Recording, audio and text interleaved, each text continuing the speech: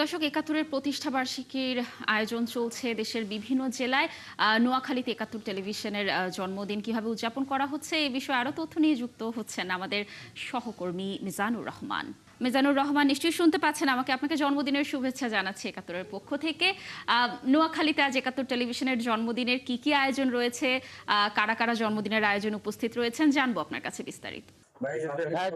লাবণী, আপনাকেও আজকে ৭১ টেলিভিশনের ১৪ পেরিয়ে ১৫ বছর পদার্পণ শুভ জন্মদিন এবং জন্মদিনের শুভেচ্ছা জানাচ্ছি। আমি এখন আছি ঠিক নোয়াখালী প্রেস ক্লাবে। এই নোয়াখালী প্রেস ক্লাবে আমরা আজকে আনুষ্ঠানিকভাবে এই ৭১ টেলিভিশন ১৪ পেরিয়ে ১৫ বছরের কেক কাটার মধ্য দিয়ে আমরা এই দিবসটি বাবু জন্মদিন উদযাপন করবো।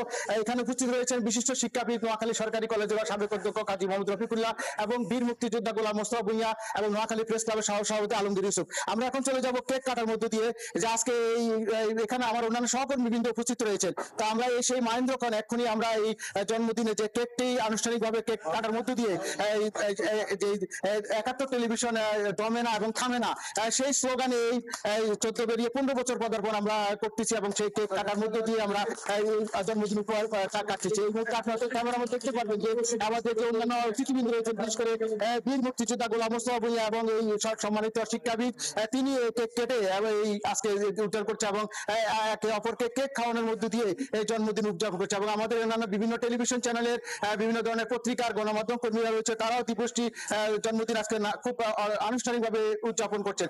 এবং এখানে আমাদের আরেকজন অতিথি রয়েছেন, আমাদের ৭১ টেলিভিশনের যিনি সৌদি আরবের প্রতিনিধি রয়েছেন, সেই মাসুদ রানাও আমাদের এখানে অতিথি হিসেবে উপস্থিত রয়েছে।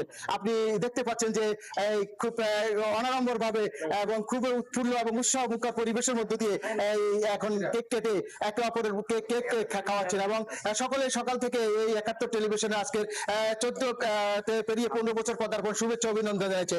আগামীতেও ৭১ টেলিভিশন আরো সুন্দর এবং নিরপেক্ষভাবে তার সাংবাদিকতা করে প্রত্যাশা করছেন। এই ছিল আমার কাছে এই নোয়াখালী প্রেস ক্লাবের ৭১ জন্মদিনের সর্বশেষ খবর। মিজানুর, ধন্যবাদ আমাদের সাথে যুক্ত থাকার জন্য। দর্শক, নোয়াখালী থেকে ৭১ টেলিভিশনের জন্মদিনের উদযাপনের সর্বশেষ তথ্য জানাচ্ছিলেন আমাদের সহকর্মী।